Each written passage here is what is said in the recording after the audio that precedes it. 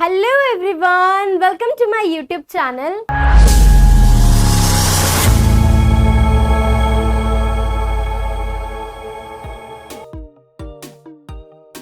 I hope आप सब बहुत अच्छे होंगे और आप सभी की हाफ ईयरली एग्जाम की प्रिपरेशन अच्छी चल रही होगी। आज की इस वीडियो में मैं आपको क्लास 12 इंडियन इकोनॉमिक्स के फर्स्ट चैप्टर के रिमेनिंग टॉपिक्स कवर करवाने वाली हूँ, जिसमें कि सबसे पहला जो हम टॉपिक कवर करेंगे वो है आपका डेमोग्राफिक कंडीशन। डेमोग्राफी का मतलब होता है एक पॉपुलेशन की क्या क्वालिटी है, क्या कैरेक्टरिस्टिक्स है, वो आपकी डेमोग्राफी बताती है। तो हम इसमें ये देखेंगे कि ब्रिटिशर्स के टाइम पे इंडिया की डेमोग्राफिक कंडीशन कैसी थी। इसमें सबसे पहला जो हमारा मेजर पॉइंट आता है वो ये है कि इंडिया का फर्स्ट ऑफिशियल सेंसस 1881 के अंदर हुआ था। ये आपको ध्यान रखना है, 1 मार्क्स में पूछ लेते हैं। उसके बाद एक मोस्ट इंपॉर्टेंट क्वेश्चन आता है जिसमें आपसे ये पूछा जाता है कि which is regarded as the defining year to mark the demographic transition. किस ईयर को हम डेमोग्राफिक ट्रांजिशन के लिए बहुत इंपॉर्टेंट मानते हैं। तो 1921 जो है, जिसको हम ग्रेट डिवाइड का पीरियड भी बोलते हैं, वो इंडिया के लिए मोस्ट इंपॉर्टेंट पीरियड माना गया है। दैट मीन्स इंडिया ने उस टाइम पे एक नई स्टेज पे एंट्री करी थी जिसको हम डेमोग्राफिक ट्रांजिशन भी बोलते हैं। 1921 से पहले इंडिया जो था वो अपनी फर्स्ट स्टेज में था ऑफ डेमोग्राफिक ट्रांजिशन, और 1921 के बाद इंडिया अपनी सेकेंड स्टेज में एंटर करा। देखिए, फर्स्ट स्टेज की अगर मैं आपको कैरेक्टरिस्टिक्स बताऊं तो फर्स्ट स्टेज में जब इंडिया था तो उस टाइम पे आपका इंडिया का बर्थ रेट भी ज्यादा था और डेथ रेट भी ज्यादा था। मगर अगर मैं बात करूं सेकेंड स्टेज की तो उस टाइम पे इंडिया का बर्थ रेट तो ज्यादा था मगर डेथ रेट जो है वो कहीं ना कहीं उसमें डिक्लाइन देखा गया है। उसके बाद हमारा आता है quantitative appraisal of India's demographic profile, जिसमें हम छोटे छोटे इंपॉर्टेंट टॉपिक्स को कवर करने वाले हैं।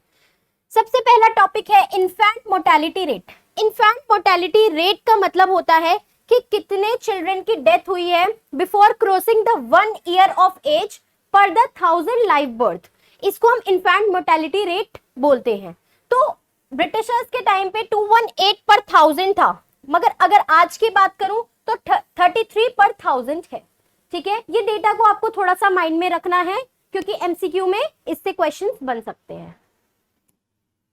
फिर आता है हमारा life expectancy rate.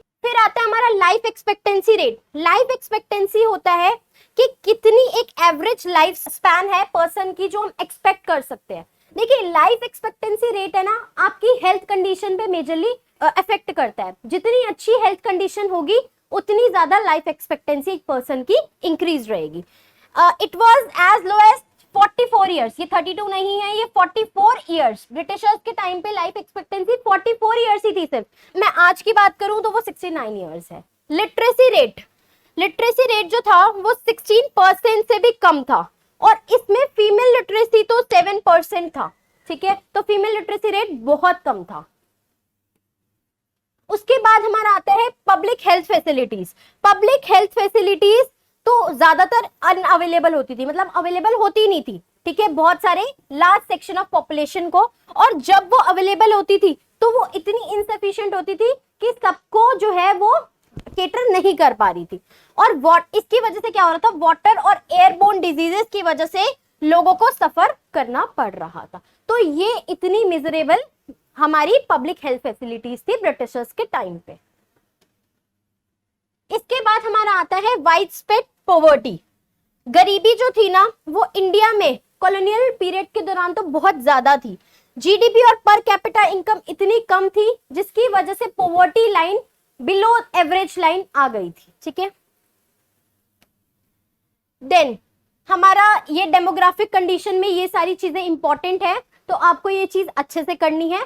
Then comes the next topic, that is occupational structure. अगर मैं बात करूं ऑक्यूपेशनल स्ट्रक्चर की तो इसका मतलब होता है कि वर्किंग पॉपुलेशन की डिस्ट्रीब्यूशन अलग अलग ऑक्यूपेशंस पे, अलग अलग कामों में। ठीक है, देखिए, अगर मैं कॉलोनियल पीरियड की बात करूं, दैट मींस जब इंडिया ने इंडिपेंडेंस गेन नहीं करी थी, उस टाइम पे ऑक्यूपेशनल स्ट्रक्चर कैसा रहा है ये क्वेश्चन आपसे पूछा जाता है।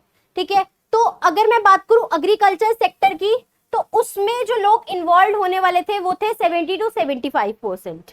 और अगर मैं इंडस्ट्री और सर्विस सेक्टर की बात करूं तो उसमें 10% एंड 15 to 20% लोग ज्यादातर इन्वॉल्व थे। ठीक है, दैट मीन्स एग्रीकल्चर सेक्टर में ज्यादा लोग इन्वॉल्व। उसके बाद growing regional variation and unbalance growth. जैसे कि अगर मैं बात करूं रीजनल बैलेंसेस मतलब रीजनल इम्बैलेंसेस का मतलब होता है कि किसी एरियाज में आपको जो है अच्छे से कोई चीज अवेलेबल है और दूसरे एरिया में अवेलेबिलिटी नहीं है, इसी को हम रीजनल डिफरेंसेस भी बोलते हैं। ठीक है, अगर मैं बात करूं तमिलनाडु, आंध्र प्रदेश, केरला, कर्नाटक, बॉम्बे, बंगाल, इसमें लोगों की जो एग्रीकल्चर सेक्टर में लोग काम कर रहे थे उसमें डिक्लाइन देखा गया है। ठीक है, with the corresponding increase in manufacturing and service sector. तो ये सारे लोग जो है मैन्युफैक्चरिंग और सर्विस सेक्टर में ज्यादा इन्वॉल्व दिखे हैं हमें। तो दैट मीन्स इनका जो इन्वॉल्वमेंट था, इनका जो पार्टिसिपेशन था एग्रीकल्चर सेक्टर में वो डिक्लाइन देखा गया है। ठीक है, there had been increase in the share of workforce in the agriculture during the same time। और सेम टाइम में एग्रीकल्चर में काम करने वाले लोगों की संख्या बढ़ी है। कौन से एरियाज में? उड़ीसा, राजस्थान और पंजाब के अंदर। ठीक है, तो इसी को हम बोलते हैं रीजनल वेरिएशन और अनबैलेंस्ड ग्रोथ। ऑक्यूपेशनल सेक्टर आपका यहाँ पे कवर होता है।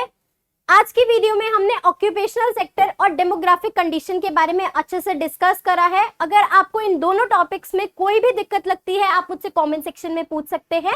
अगली वीडियो में हम बाकी के टॉपिक्स कवर करके इस चैप्टर को कंप्लीट करेंगे। तब तक के लिए bye bye, take care and study well.